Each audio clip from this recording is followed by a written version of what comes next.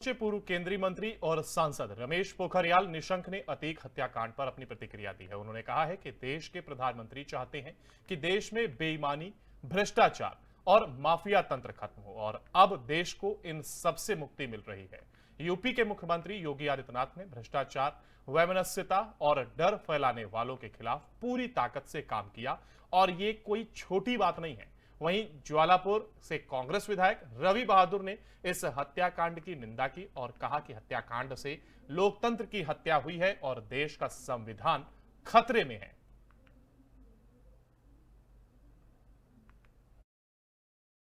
देश के प्रधानमंत्री चाहते हैं भ्रष्टाचार की जड़ें खत्म हो। देश के प्रधानमंत्री चाहते हैं ये बेईमानी, भ्रष्टाचार, गुंडागर्दी और ये माफिया तंत्र खत्म हो।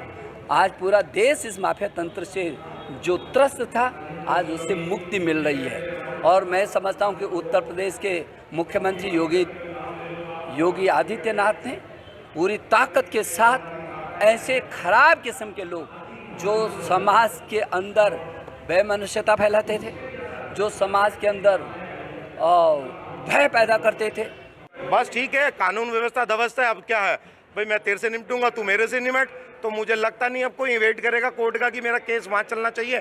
अब बस सब अपना सिस्टम बना ले, किसको कहाँ किससे मिलना है, टाइम रख लें, या तो वो रहेगा या वो रहेगा। ये बहुत सारे लोग होंगे, बहुत, अब 1 to 1 कर लो और क्या, यही है देश के प्रधान। और यूपी में माफिया अतीक अहमद और उसके भाई की हत्या के बाद उत्तराखंड पुलिस भी अलर्ट मोड पर है। डीजीपी अशोक कुमार ने सभी पुलिस अधिकारियों को इस संबंध में निर्देशित किया है। उत्तराखंड पुलिस की ओर से उत्तर प्रदेश से सटी सभी सीमाओं पर सघन चेकिंग अभियान चलाया जा रहा है। डीजीपी अशोक कुमार ने बताया कि अतीक अहमद और उसके भाई की गोली मारकर हत्या के बाद जैसे ही सूचना मिली तो उन्होंने पुलिस अधिकारियों को अलर्ट मोड पर रहने के निर्देश दिए हैं। अति संवेदनशील इलाकों में पुलिस फोर्स को गश्त बढ़ाने के निर्देश दिए गए हैं। उत्तर प्रदेश से सटे राज्य की सभी सीमाओं पर वाहनों की चेकिंग अभियान करने के निर्देश दिए गए हैं। तो वहीं उन्होंने कहा कि फिलहाल उत्तराखंड में माहौल शांतिपूर्वक है।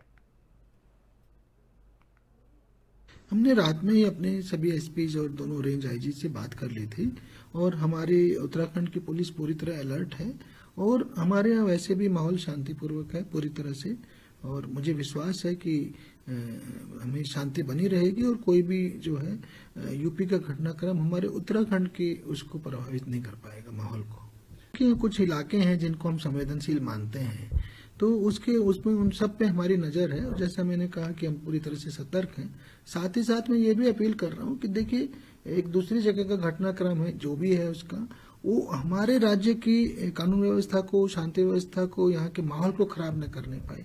ये मैं सभी जो है समाज के विभिन्न अंग हैं उनसे अपील भी करता हूँ और इसी लाइन पे हमारे सभी एसपी बात भी कर रहे हैं। हमने रात में ही अतीक अहमद और उसके भाई अशरफ की हत्या के मामले को लेकर उत्तराखंड कांग्रेस पार्टी ने सवाल उठाया है। कांग्रेस पार्टी के प्रदेश अध्यक्ष करण माहरा का कहना है कि जिस तरह से पहले अतीक अहमद के बेटे का एनकाउंटर हुआ, उसके बाद पुलिस की सुरक्षा में अतीक अहमद और उसके भाई की हत्या हो गई, ऐसे में कानून व्यवस्था पर सवाल उठना लाजमी है। उनका कहना है कि यह बात सही है कि अतीक अहमद एक अपराधी था, मगर जिस तरह से पुलिस की कस्टडी में हत्या हुई है, इससे उत्तर प्रदेश में ऐसा लग रहा है कि जंगल राज स्थापित हो गया हो। बीजेपी को कानून व्यवस्था पर कोई विश्वास नहीं रह गया है।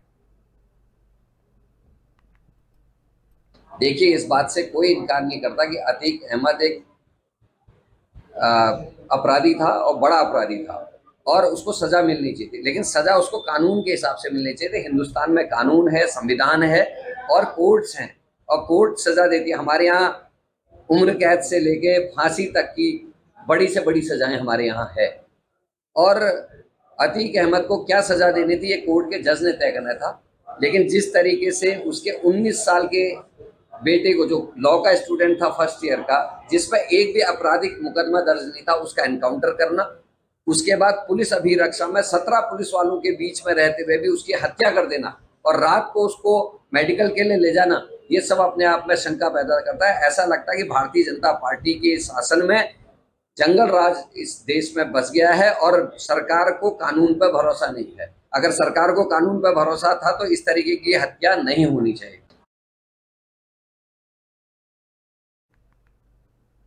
प्रयागराज में हुई माफिया अतीक और उसके भाई अशरफ की हत्या के मामले में आम इंसान विकास पार्टी के मुखिया आकिल अहमद यानी यूपी सरकार पर हमला बोला। उत्तराखंड के देहरादून में उन्होंने सरकार पर सवाल खड़े करते हुए हत्याकांड की सीबीआई जांच की मांग की। आकिल ने कहा कि योगी सरकार बेहतर कानून व्यवस्था और बदमाशों के सफाई का दावे करती है, मगर यूपी में बदमाश बेखौफ होकर वारदातों को अंजाम दे रहे हैं। योगी सरकार मुस्लिमों को टारगेट कर रही है, जबकि यूपी में ऐसे कई माफिया हैं जिन पर तमाम केस दर्ज होने के बाद भी कोई कार्रवाई नहीं हो रही है। अपराधी को सजा देने कोर्ट का काम है, मगर यूपी में जिस तरह से मामले सामने आ रहे हैं उससे खुलेआम कानून की धज्जियां उड़ाई जा रही हैं। आकिल अहमद ने यह भी आरोप लगाया कि यह प्रायोजित हत्याकांड था। उमेश पाल की हत्या में आरोपी अतीक के बेटे को अरेस्ट किया जा सकता था, लेकिन उसका एनकाउंटर किया गया।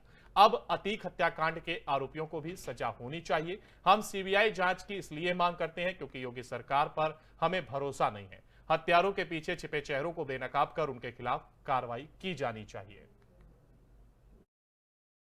कि अतीक अहमद के साथ जो है और उसके भाई के साथ जो घटना रात में हुई, एक वारदात हुई है रात के 10 बजे जो है। पहली बात तो है कि मेडिकल के लिए रात को 10 बजे लिया जा रहा, और उनकी सुरक्षा में वैसे तो 50 से 100 पुलिस वाले रहते थे जो है, और उस समय जो उनके साथ कितने पुलिस वाले थे, और वहाँ पे जो है उनके बीच में आके वो लोग कहाँ से वो लोग आए, कौन लोग थे कि वो जो है उन्होंने आके जो है वो अतीक अहमद मीडिया को जो है संबोधित कर रहे थे, और उस समय उन पे जो ताबड़तोड़ जो है गोली मारने का जो जिन लोगों ने काम किया, और 3 लोग मौके से अरेस्ट कर लिए। मेरा कहने का मतलब ये है कि पुलिस वहाँ मुँह देखती रही, क्या पुलिस जो है जवाब में फर्क नहीं कर सकती?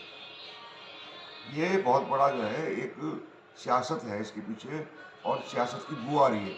ये मिली जुली एक साजिश है जिसके तहत जो है ये मर्डर किए गए। उसी पे आज मैंने प्रेस रखी है। हमारी मांग जो है ये है कि सीबीआई जांच हो इस पर, क्योंकि मुझे बीजेपी सरकार पे एतबार नहीं है, और उत्तर प्रदेश की सरकार में तो बिल्कुल नहीं, क्योंकि हम लोग भी देखते हैं, हम भी राजनीतिक लोग हैं, हमारी पार्टी है।